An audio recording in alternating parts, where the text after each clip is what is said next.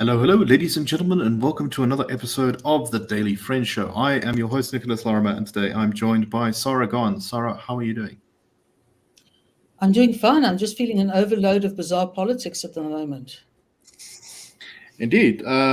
Sometimes we have weeks on the show where not that much happens, and then you have a bunch of weeks where suddenly everything happens. There's an old Lenin quote, right? There are weeks where centuries happen and centuries where weeks happen, or something like that. Anyway, and we're also joined today by Martin van Staden. Martin, how are you? I am well, thanks. It's a bit chilly here in the north. I don't know what's happening in the rest of the country, but all good. It's good to be back. Good to have you back on the show. Let us start off with a bit of a follow-up to yesterday's episode. So yesterday we talked about the new regulations published by the Department of Labor regarding its employment equity targets for sectors across the country. And they included the fairly outrageous stipulation that the ideal target for some sectors and some provinces was 0% in those fields. So 0% colored, 0% Indian, 0% whites. It differed from sector to sector, and even restrictions on the number of black employees that could be were allowed to be hired in certain places, such as in the Northern Cape.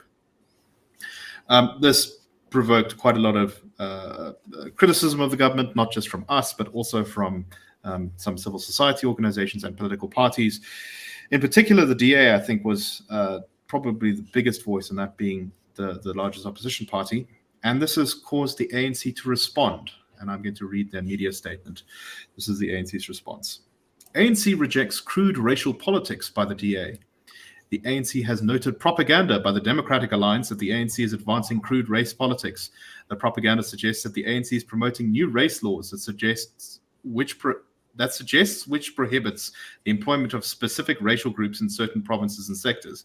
The ANC rejects this notion with contempt.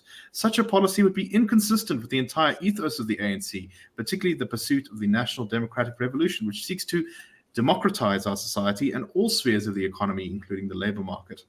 The ANC-led liberation movement has always been consistent in its pursuit of a non-racial and just society. Building a non-racial labor market is a fundamental aspect of the National Democratic Revolution.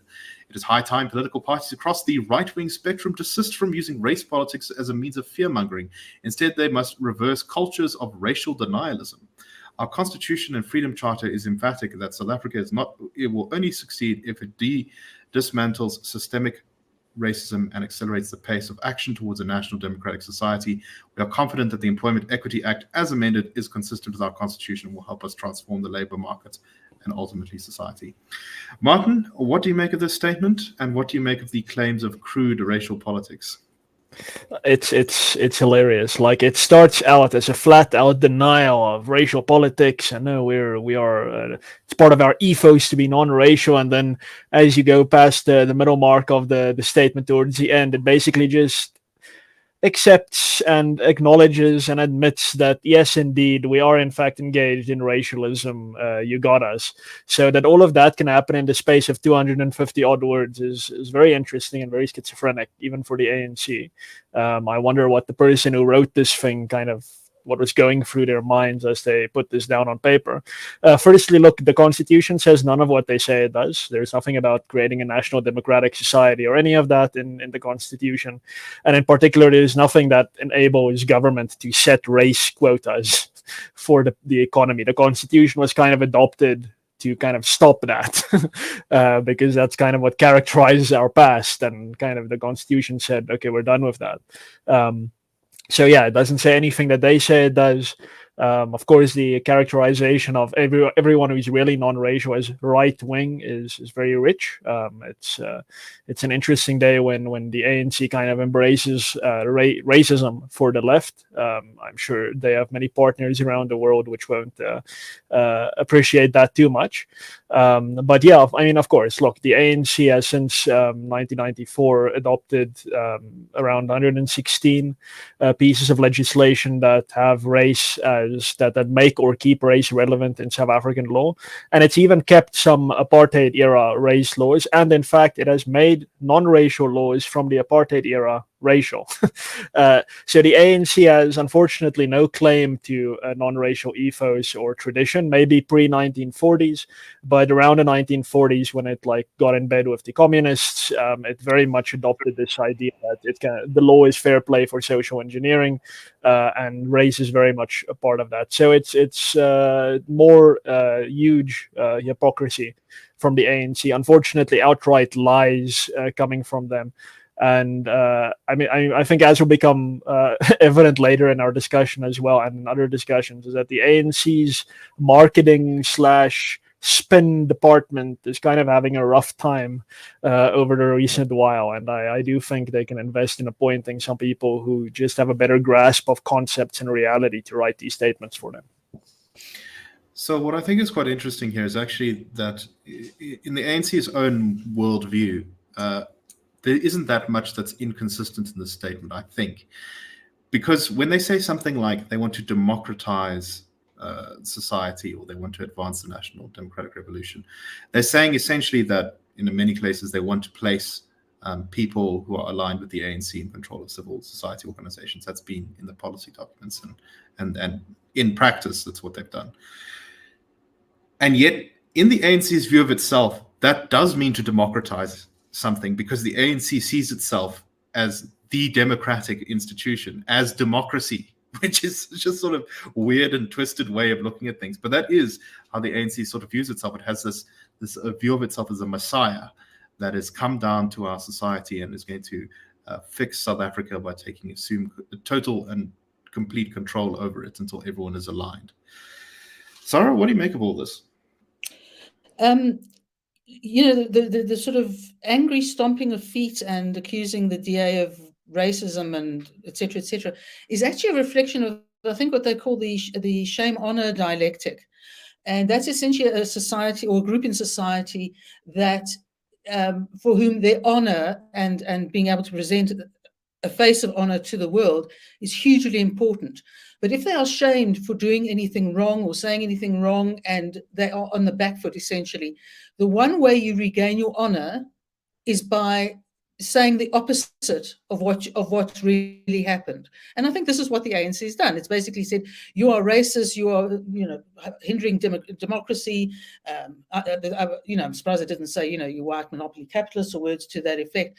But the whole idea in the paradigm is to say the opposite, to restore your honor. And I think that's exactly what the ANC is doing. It's bullshitting us and pretending that it's an honorable thing. What it's saying is an honorable thing, but in fact, the racism is theirs. The legislation will not hopefully pass muster from a constitutional point of view, and the point is that it is only the communist socialist societies that embark on any level of social engineering that's significant. And this is a piece of social engineering. I mean, when you look at the tables of the 18 sectors that they identify, you've got something like, say, black males, 72.3%. Nowhere in the world do people fit into professions or jobs according to the percentage of people in society, according to their demographics. And I have to be honest, I haven't looked at all of them, but for example, I very much doubt that, say, black males are 49% of the population, that the nursing profession has to now make sure that 49% of its professionals are black males. So the stuff, it would actually be funny, almost Monty Python-esque, if it weren't so destructive and horrible. No, well said. One of the things that I do note from this, however, and we've consistently talked about how if you do research, and it's not just from the IRR, but it's from pretty much any organization that does sociological research about South Africa, does surveys. When you ask people whether they prefer sort of racial quotas or merit-based appointments or something like that, people will pick in the overwhelming number of cases, and Black South Africans too, merit-based appointments. And I think you can see some of that coming through in that the ANC also here realizes that it hurts the ANC to be considered a racist organization amongst its core voters, amongst its supporters. And that is why it clings to this idea that it is a non-racial organization. Now, it attempts to change the meaning of non-racial into such a way that it doesn't make any sense anymore. But I think it does say something about how the ANC is actually out of step with the sort of instincts of South Africans, in that it desperately wants you to think it's a non-racial organization, even though it isn't at all. Martin, your final thoughts on this? Yeah, no, that's entirely true, and I mean that's kind of how the law has always been, and I mean the law has always been a reflection of the prevalent culture, and it was surprising to me when I learned this at law school, and we learned about the common law and the common laws around the world, that there is no inherent recognition of race. The law creates general rules of general application to any individual that's bound by it. There is no racial distinction, even in your most let's call it racist cultures. It talks about the people bound by the law, and that's everyone. So I mean, as you rightly note, there's just an instinctual desire to treat people equally as a matter of law and as a matter of policy. Of course, people self-select and self-associate as well into people groups, and that's perfectly fine. But when it comes to the force of the state, the force of law, there is this gut feeling that people should not be discriminated against. And this is something the ANC tapped into expertly during the struggle against apartheid, along with everyone who had a half-decent hunch about the inequities of that system. And I mean, the IRR, amongst a handful of other organizations, said that the solution to this problem is to get rid of the racialism. And we did that for a brief moment, 5 minutes during the 1990s, and then we just fell back into racial engineering, and it's produced nothing of value. There are 13 million unemployed South Africans. These race laws do absolutely nothing for them, and at the very most, these laws benefit the tiny elite of people who probably would have been okay anyway in the absence of these laws. So really, it's a purely ideological exercise, a remnant from Cold War Central Economic Planning thinking. And it's terrible because as you say, and I mean, this is the point that a lot of people that I think agree with us tend to miss, and a lot of people think that the ANC or whoever else has a widespread, strong democratic mandate to racially engineer South Africa, and that is not true. Our research shows it. Other people's research shows it. At the very least, people do not vote for the ANC to pursue racial policy. I think we as South Africans can be proud of the fact that across racial lines, we agree that using race as a proxy for merit, as a proxy for disadvantage, is simply stupid. All right, let's move on to our next topic. And this is, I guess, the sort of ongoing state of Eskom. I feel like we talk about it every day, but it is affecting us every day. And that is, Ramaphosa was in Parliament answering questions from MPs.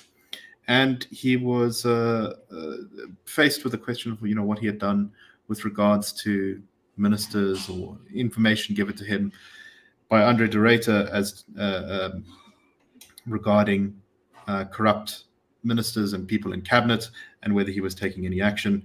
Ramaphosa said that he denied any knowledge of Eskom corruption, and that he said, quote, "I have not been presented with any evidence of members of the cabinet or any senior government officials alleged to be involved in corruption at Eskom. Anyone who does have such evidence should provide that information to relevant authorities so that a thorough investigation of all credible allegations can be conducted. There are institutions whose job it is to investigate these matters, as they have a legal mandate. They have the personnel and they have the capacity to be able to investigate all these matters. Corruption at Eskom is public knowledge, but never was information put out about the personalities that are involved," said Ramaphosa. Sara, what do you make of this? Eskom is actually tangential to this issue. What this issue is about is how completely impotent Cyril Ramaphosa's leadership is.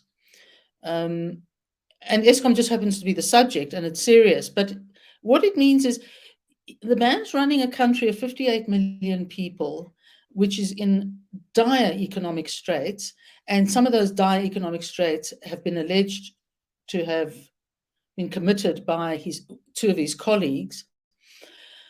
And when Andre de Ruyter revealed this, he said he didn't know anything about this, and the law must take its course.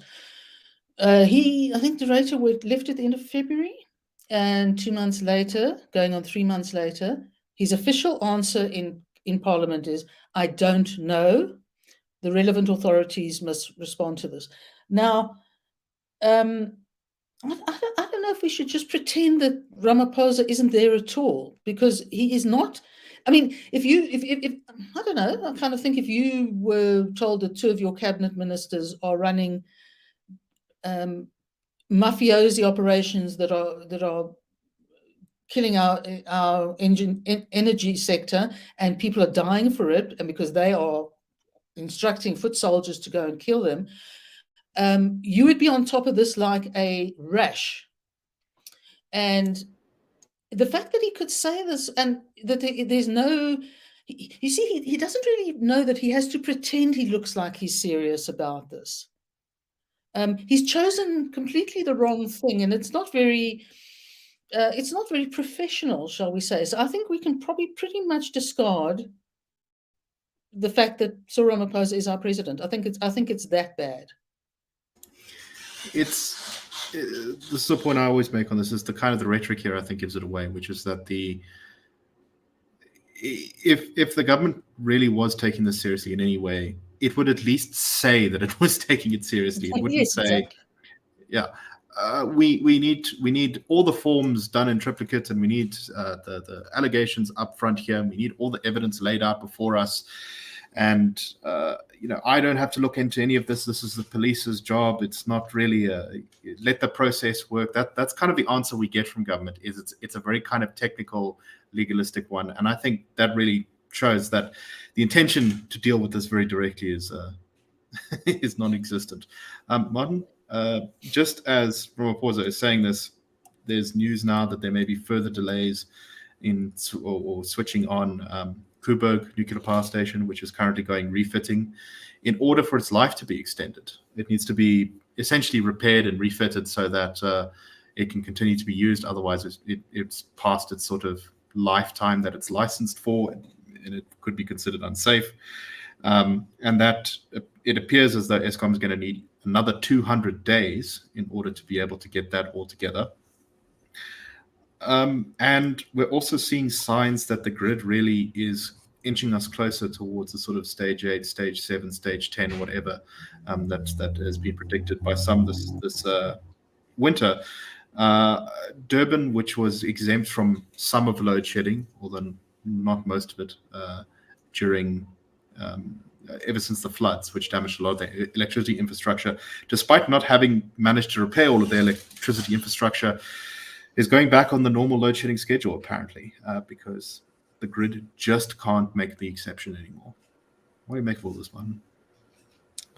So in the 1960s, into the 1960s, South Africa wasn't in any way even a regional military power.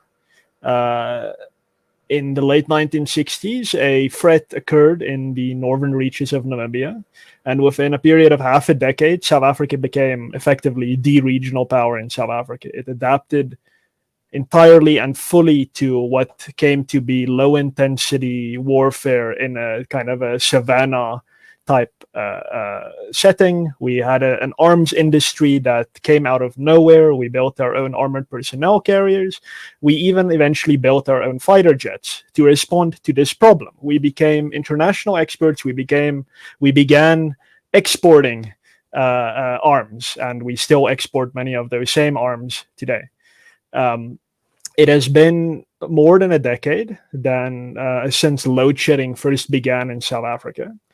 And if we could come to this kind of as an alien, you would imagine that South Africa would be a world leader in solving power crises, given its long time preoccupation of this issue. Vietnam had load shedding, identified the problem, it solved the problem. Today, it is paying people not to feed power into its grid. South Africa's load shedding has just gotten worse. And this was, I think, from the very beginning, from 2008, there were allegations that this is in part due to corrupt coal deals. Subpar coal is being bought by Eskom because of certain transformation imperatives that were set there. In the early 2010s, Eskom went on a huge recruitment drive only to satisfy equity imperatives in terms of the Employment Equity Act and its Employment Equity Plan. It appointed, I think at that time, something like 4,000 essentially superfluous employees. And yeah, things have just gotten worse from there. So today we are reliant on a small number of generating units, to the point where if one unit of one power station goes offline, it is headline news. And we're having a discussion about this, when in fact, when load shedding first became an issue, there should have been a radical decentralization of the risk that comes with load shedding, and we should have had 10, 20 nuclear power reactors in South Africa by now. That obviously hasn't happened, and that is probably in large part due to the corruption in the Department of Mineral Resources, which is preoccupied with coal deals for friends, as has been quite widely reported. Very anti-nuclear, very anti-renewables. And after all of this, Cyril Ramaphosa was involved from the start. He was the head of the Eskom crisis room or whatever during the Zuma administration. He can still claim that he doesn't know who in government, which ministers or senior government officials are to blame for this. And this comes about a week or two after him, as the commander-in-chief of the military, says that he's not sure if we exported arms to Russia. He'll have to check in on that. So yeah, it's a long story, but it shows that Sara got onto something very key there, and that is we should probably pretend that Cyril Ramaphosa isn't our president, but at the same time, I don't think the ANC has really ever been interested in governing. It's generating electricity isn't rocket science. It's electrical science, but it's quite easy. It's been identified. Humanity has known how to generate electricity for more than a century, and we tried to build 2 coal-fired power stations. We failed. So yeah, I mean, there's no interest really in solving load shedding, and I think the key solution here is that, like with racial policy, South Africans really need to come together on the fact that government is not the solution here. We need a decentralization and a devolution of the responsibility for power generation. And we need to do that quickly. At least there's been some liberalizations and deregulations, but it's not happening quickly enough. And I think the private sector, especially, given that that's kind of the crowd Cyril Ramaphosa wants to be seen as the great savior, and they should really start applying some serious pressure behind the scenes. Not that I think it's going to help if they apply it on Ramaphosa at the end of the day. He's an empty suit. All right, let's move on to our last story. And this is a report in government from the Department of Water and Sanitation from the Minister, Senzo Mchunu, about the state, essentially, of South Africa's water infrastructure. So according to the Minister, 17.5 billion rand is owed by municipalities and water boards across the country to national government in terms of outstanding debt. He said that what is most worrying is that these debts are escalating rapidly and pose a grave risk to the financial sustainability of the water sector. Many municipalities are on a downward spiral of poor and declining water services, reduced payment rates, increasing debt, and low investment, said the Minister. To address this downward spiral, we need to ensure that water services are provided by professionally managed, capable, efficient, and financially viable institutions. The key cause of this decline is poor governance. He also said that according to the Green Drop report, about a third of the country's water supply systems are at high to critical risk of failure. that only 40% of the systems achieved what is called microbiological compliance, and only 23% chemical compliance. And that's something like 41% of all of the treated water in the country is lost either to leaks or to illegal connections. So it went on to say that spending on repair, maintenance, and rehabilitation of these systems was inadequate, and that government would be stepping up its efforts to tighten credit controls, to make debt agreements with some of these municipalities that were failing to pay their bills, and to try and tighten up the water system's finances a bit. Sara, what do you make of this? Well, it's I think it's one of the sort of rare instances of genuine government honesty. Basically saying our water source, our water sources, the provision of water, the infrastructure to go with it, is in dire straits. It's being leaked out like crazy. The municipalities can't pay. They haven't got the skills, and it's the lack of skills that caused this in the first place. Wow. Okay, I know exactly where we stand. We're in the shit, but that's fine. It's at least we know where we stand. Well, apparently 60% of water systems are also in the drain. Basically, it doesn't. What they're basically saying, I think, and maybe I'm reading too much into this, but I think what they're saying is, we're in deep, deep trouble. Will the private sector please come and help us? Martin, what do you make of this story? I think it is nice when government ministers do kind of talk quite frankly about the situation. He's sort of avoiding the elephant in the room here, which is his party is, of course, the reason for the bad governance in pretty much all of these municipalities. But the stuff about the increasing the kind of debt collection services and that sort of thing, we've heard that before.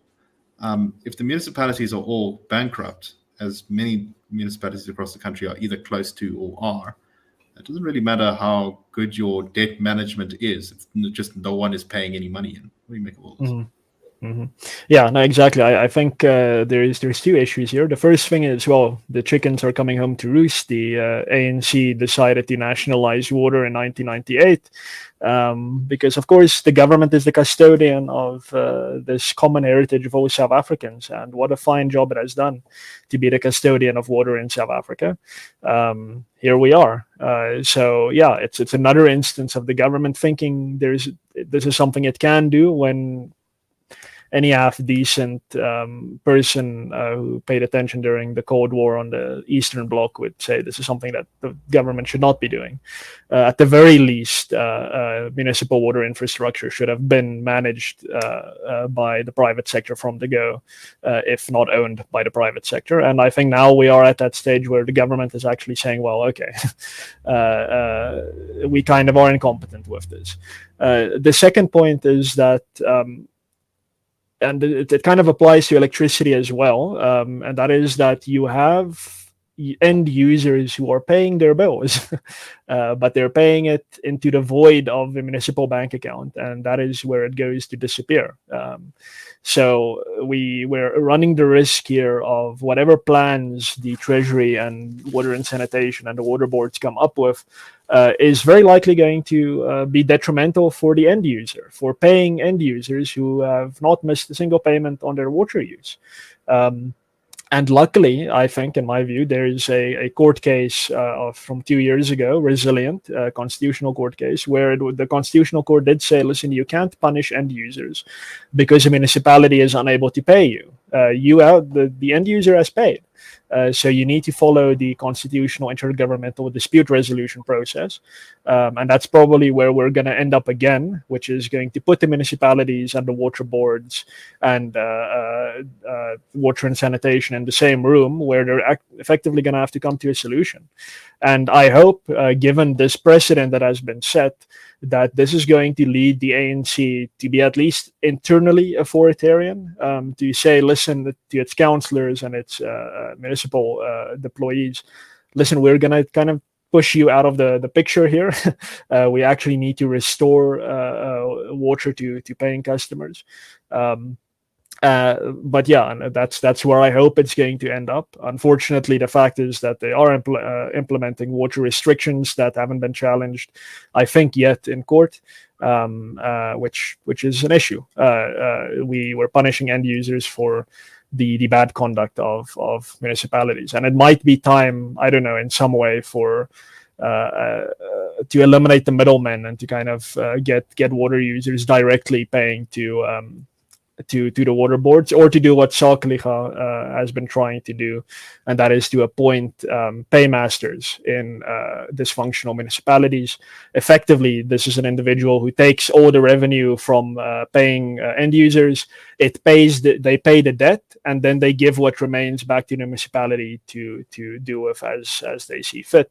And I think that's kind of where we need to be going, to kind of take the debt away from the municipalities, pay the debt, and then let the municipalities have what is left over. Only an intervention of that kind, in my mind, is probably going to reliably solve an issue like this. Something to think about. Anyway, thank you very much for listening. We are out of time for today. We'll see you tomorrow on the Daily Friend Show. Cheers, everyone, and have a wonderful day.